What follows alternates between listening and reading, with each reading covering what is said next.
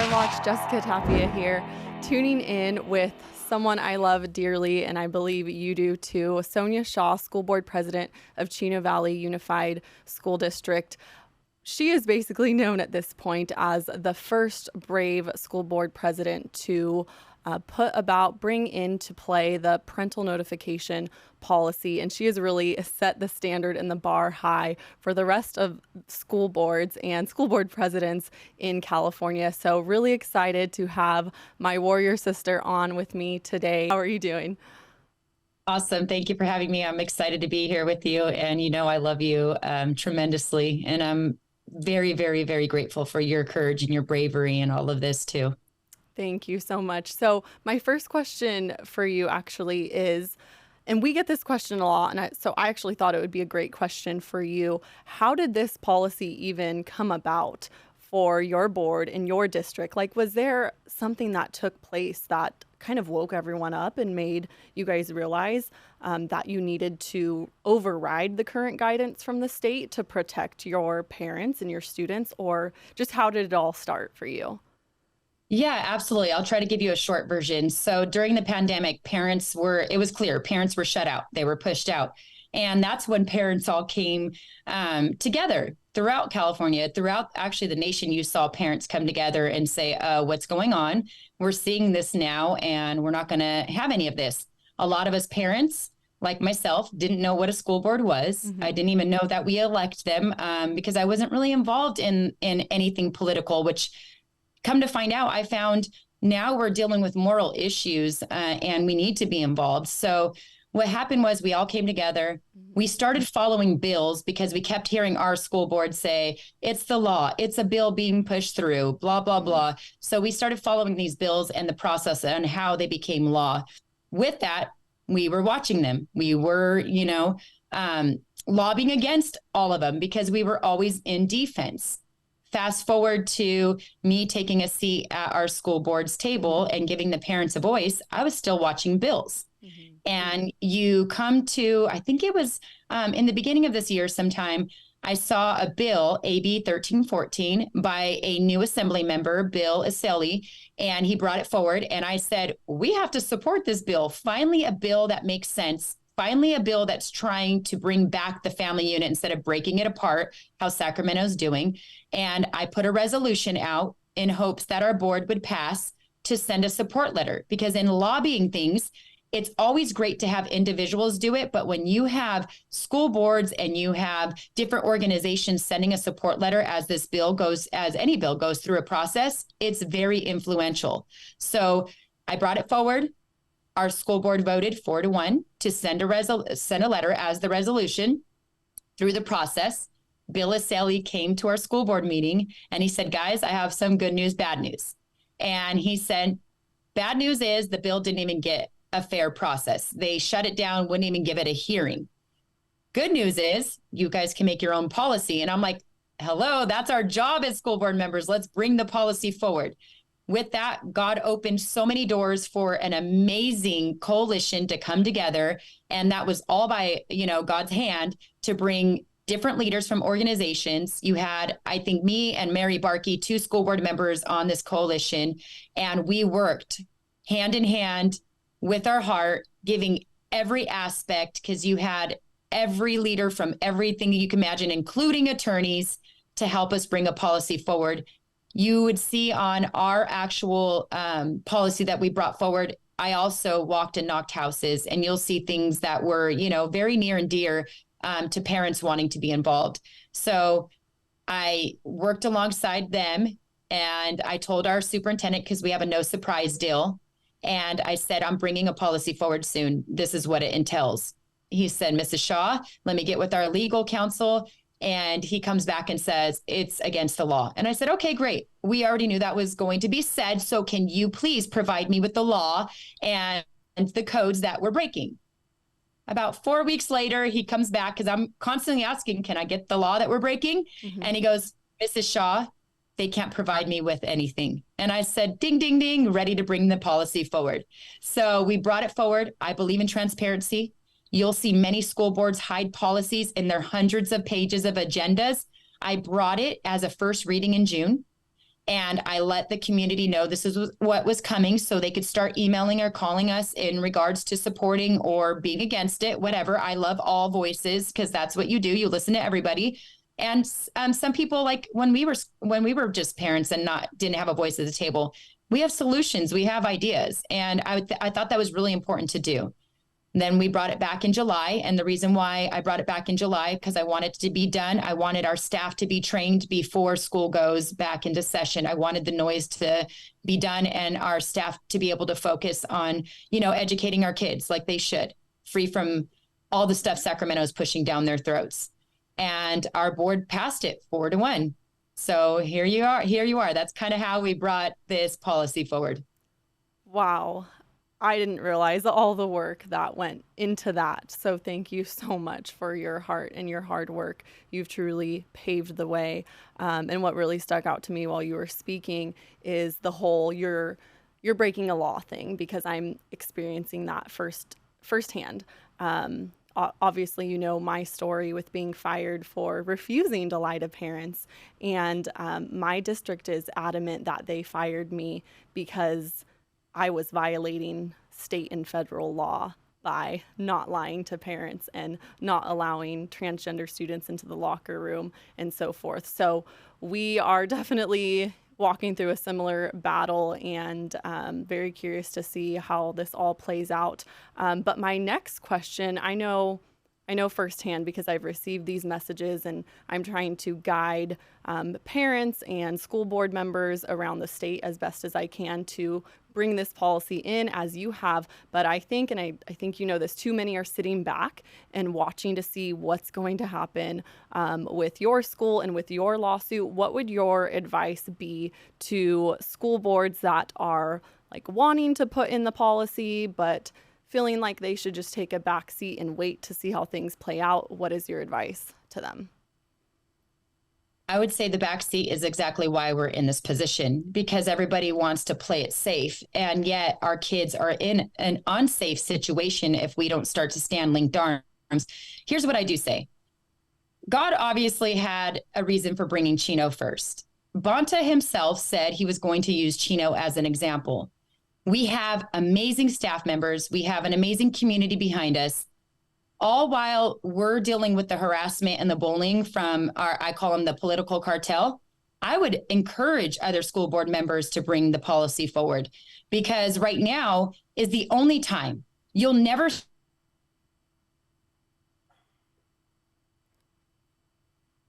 for us all to stand together through this.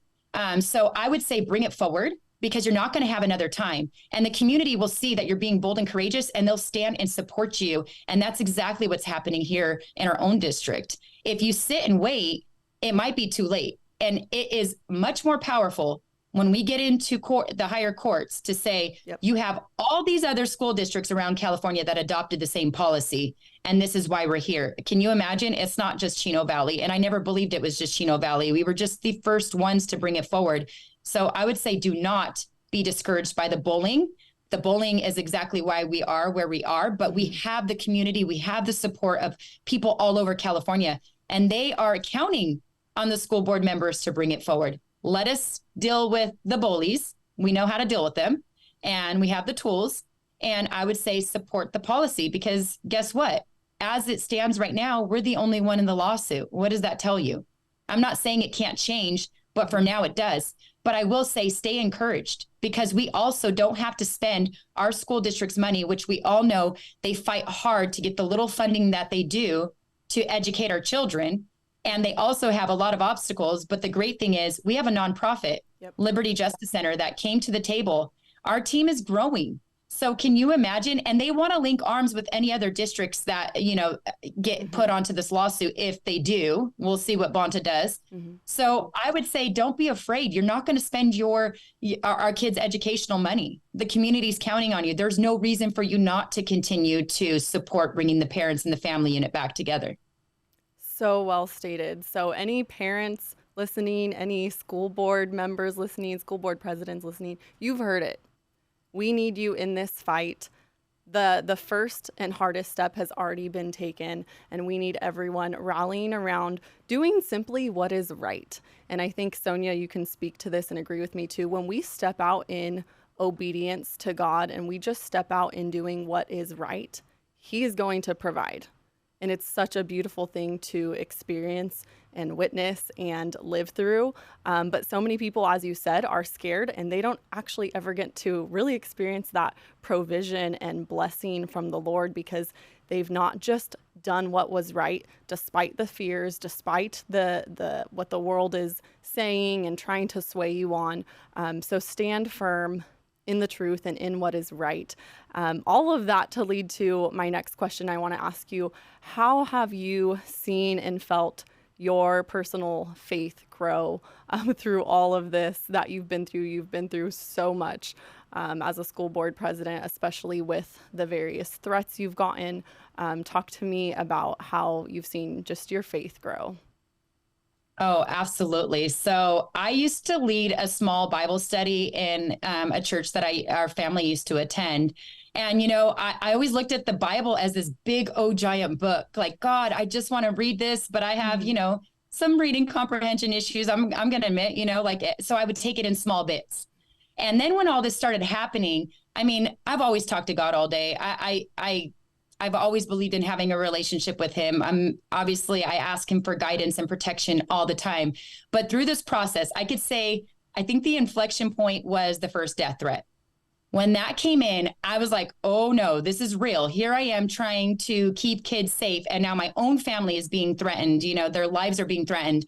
And I dropped to my knees. I mean, I bought my dad a new Bible, and the wording was hard to read. I was like, I want this to be my new Bible, because my previous Bible was handed down to me and, had beautiful highlights, but they weren't of my own. And I sat at the table and I said, God, I just need to hear you. I just need to feel you. And in that moment, I put my head in the Bible and I cried, like big time, rolling tears.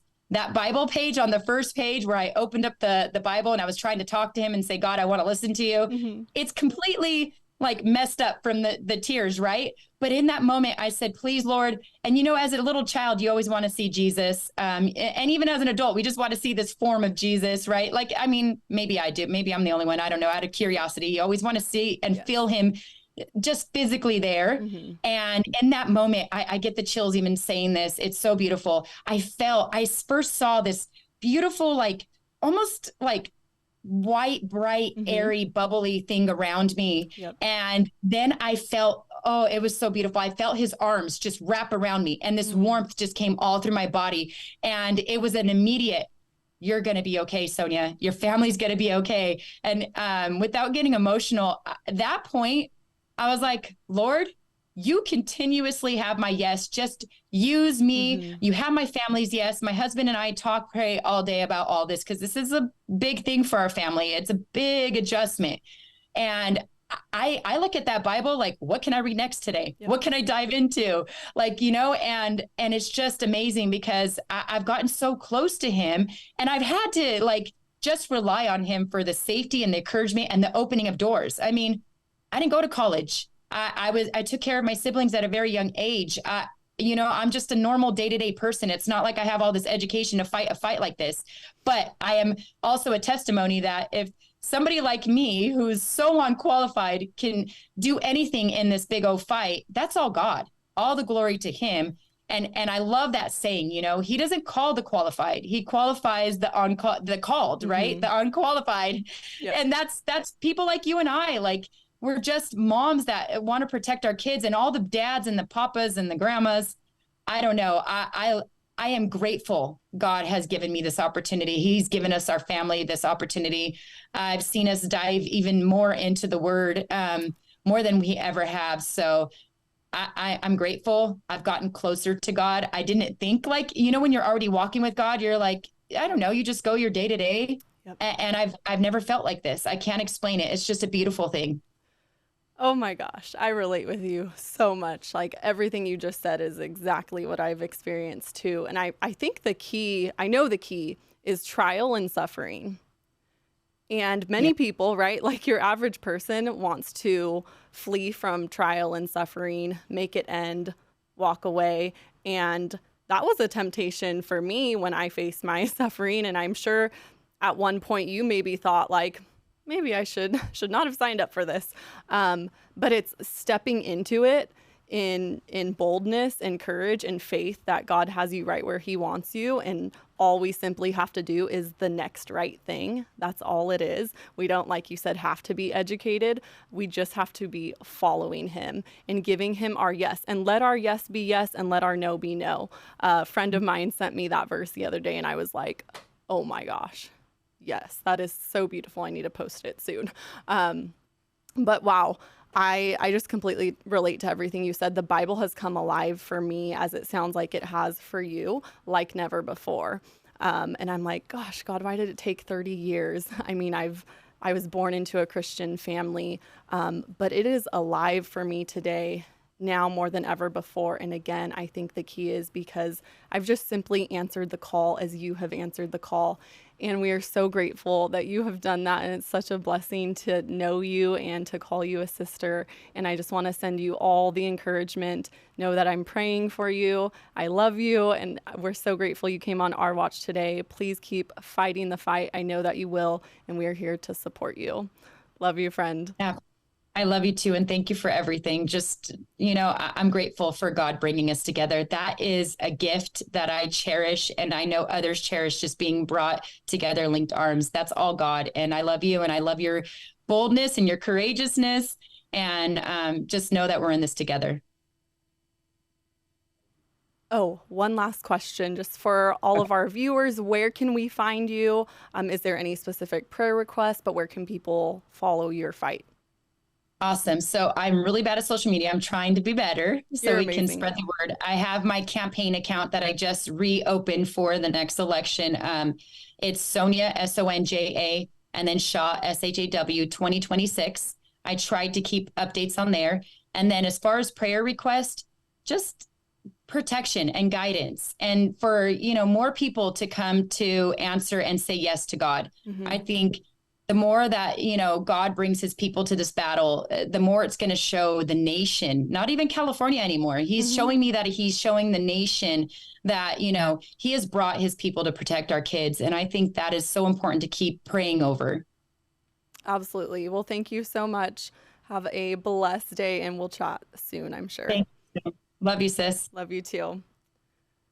All right, Our Watch, I hope you enjoyed that as much as I did. Sonja Shaw is an absolute warrior, and we all can be too. As we discussed, we just have to let our yes be yes and our no be no, but we must say yes to God to see what he has in store and to get to be a part of this battle that we are seeing play out in front of us. So if you liked today, please be sure to like, share, and subscribe. Send this video to a friend, a parent, a school board member I think it will really encourage them. Thank you for being on, and we'll see you next time.